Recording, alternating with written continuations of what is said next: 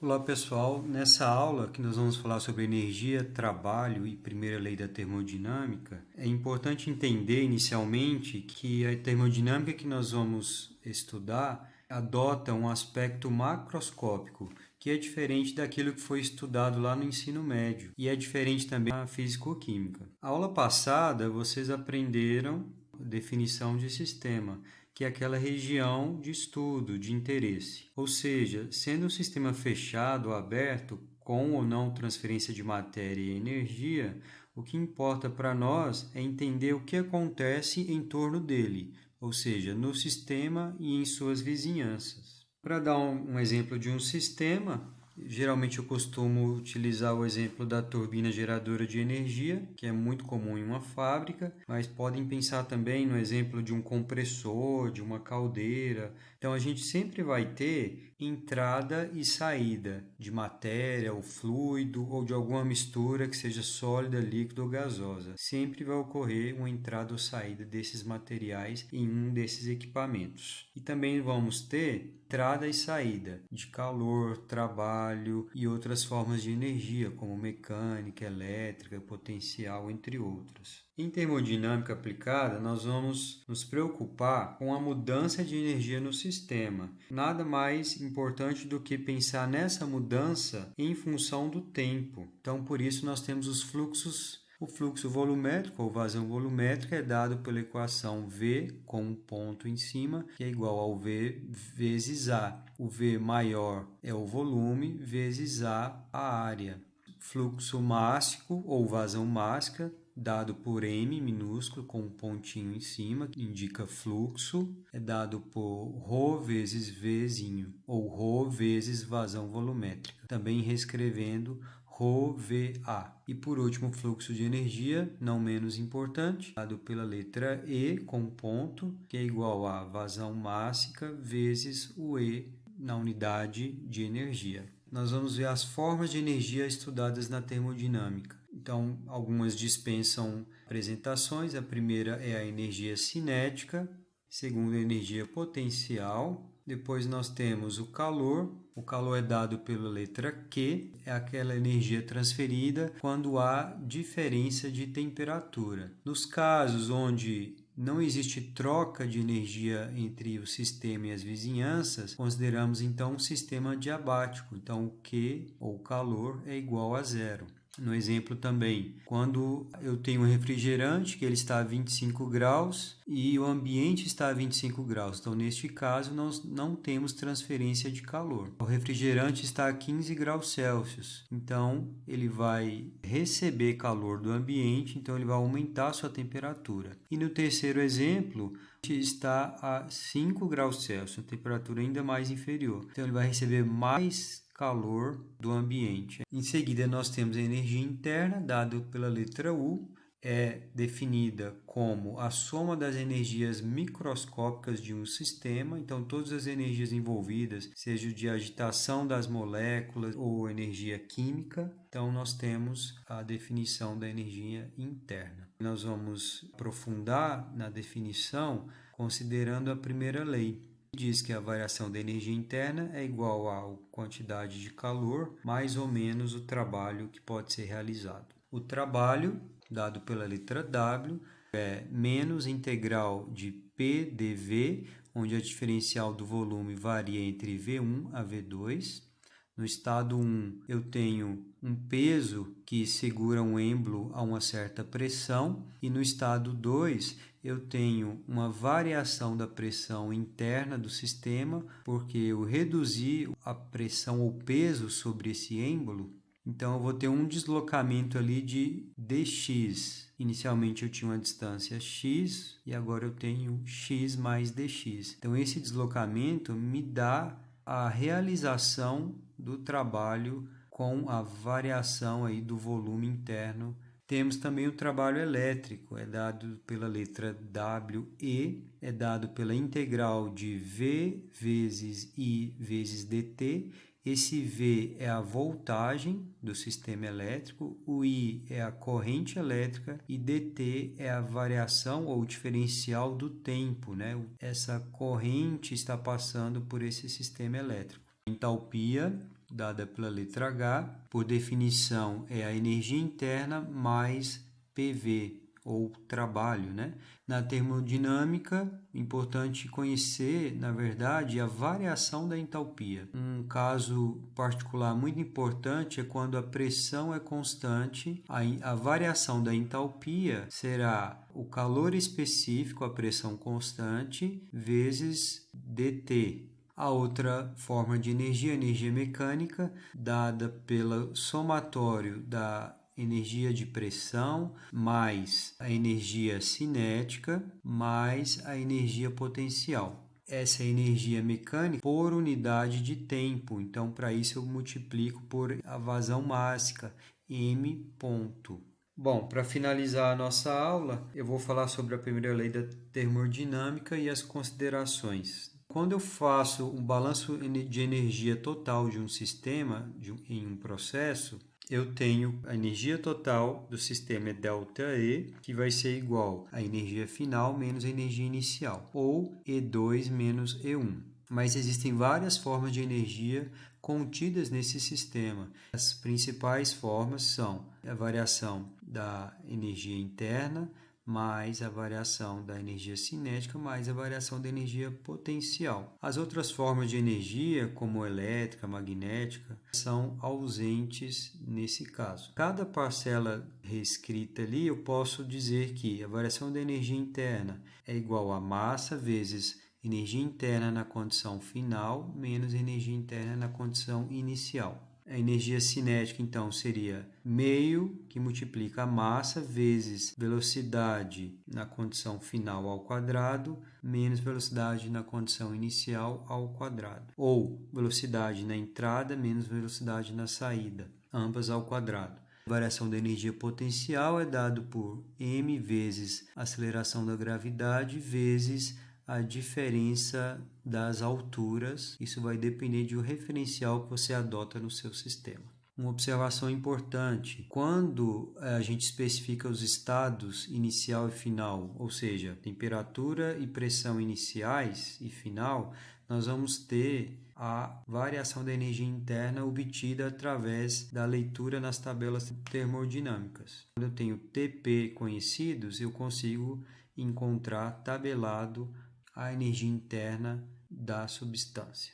Bom, para estados estacionários, eu vou ter que a variação da energia cinética e da energia potencial são iguais a zero. Na equação, a variação da energia do sistema vai ser igual à variação da energia interna. Aplicando a primeira lei, para uma entrada e saída de matéria e energia num fluxo contínuo, eu vou ter a equação abaixo. Variação da energia do sistema com um ponto em cima que indica que é por tempo, que é igual à variação do calor mais a variação do trabalho realizado. Isso vem da primeira lei. Então, vou ter variação do calor mais variação do trabalho. Então, o calor que entra menos o calor que sai e o trabalho que entra menos o trabalho que sai. Para um sistema fechado, essa equação se resume a Q menos W, que é igual a ΔU mais delta da cinética mais delta da potencial. Para um sistema fechado a pressão constante, nesse caso eu vou ter Q menos o trabalho, que vai ser igual a ΔH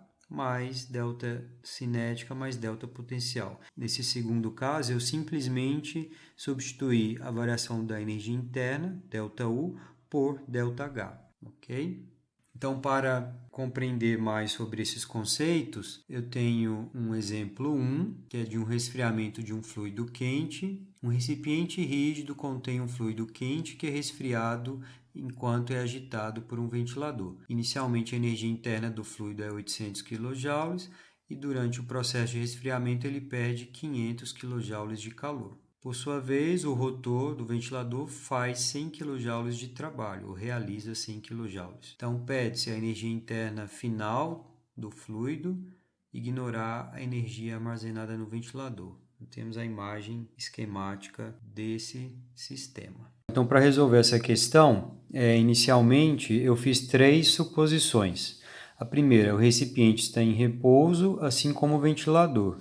Então, as variações da energia cinética e da energia potencial são ambas iguais a zero. A segunda suposição é: a energia interna é a única forma de energia que varia no sistema. E terceira suposição: as fronteiras do sistema são as paredes do próprio recipiente. A gente vai pensar então o seguinte: a variação da energia do sistema será igual a energia que entra menos a energia que sai. Então, essa variação do sistema é a transferência líquida de energia de calor, na forma de calor ou de trabalho.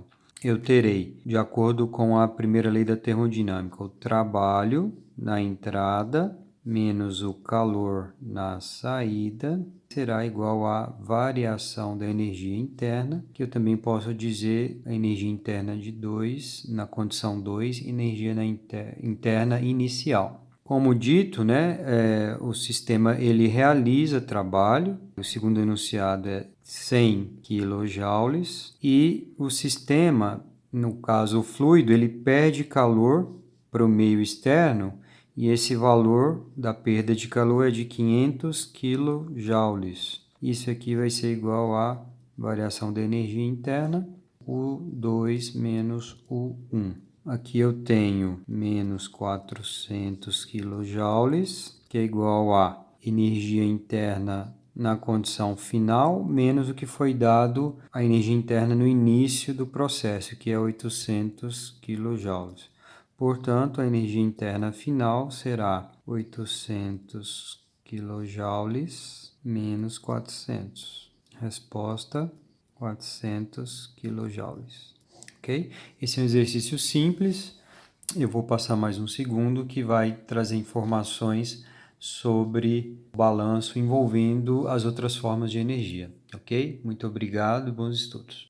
O exemplo 2 se refere à geração de energia hidráulica. Então, o enunciado diz: um rio flui a uma velocidade de 3 metros por segundo e uma vazão de 500 metros cúbicos por segundo, em uma altitude especificada no esquema. Determinar a energia mecânica total da água do rio por unidade de massa e também o potencial de geração de energia deste rio em megawatts. Tá? O esquema abaixo deste exercício. O exercício pede para calcular a energia mecânica por unidade de massa e o potencial de geração de energia em megawatts. As considerações feitas: primeiro, a velocidade informada é a velocidade média do rio. A energia mecânica da água na saída da turbina é zero e a densidade da água considerando 1.000 kg por metro cúbico. Então, se o exercício pede a energia mecânica, relembrando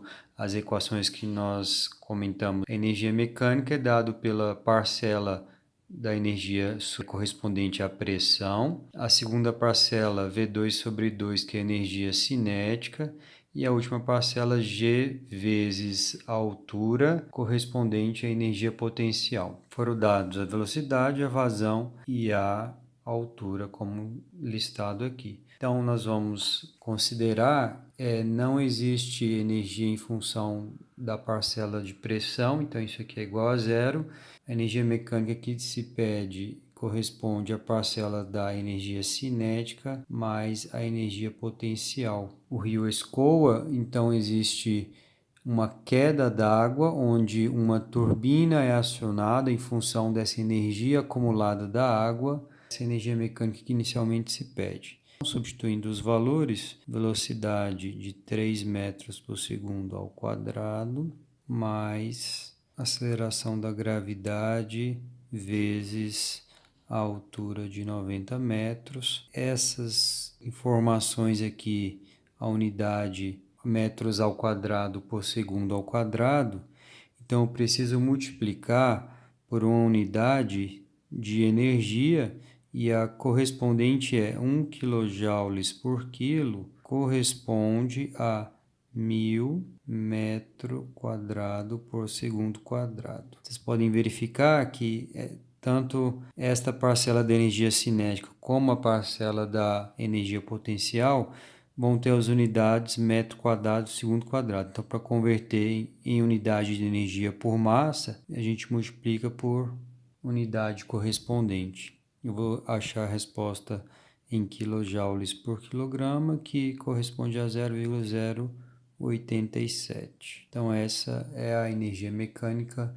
E ele pediu em seguida o potencial de energia para geração de energia. A vazão mássica será a densidade vezes a vazão volumétrica. A gente já aprendeu isso. Então eu tenho que a densidade é 1000 kg por metro cúbico, que multiplica a vazão volumétrica, que foi dada 500 metro cúbico por segundo. Simplifico as unidades, eu tenho 500.000 kg por segundo. Então essa é a vazão mássica. Para calcular então a energia na forma, se é potência, então é por unidade de tempo, então vai ter esse pontinho aqui. Eu vou multiplicar a vazão mássica que eu calculei vezes a energia mecânica que eu encontrei. Então vou ter 500.000 kg por segundo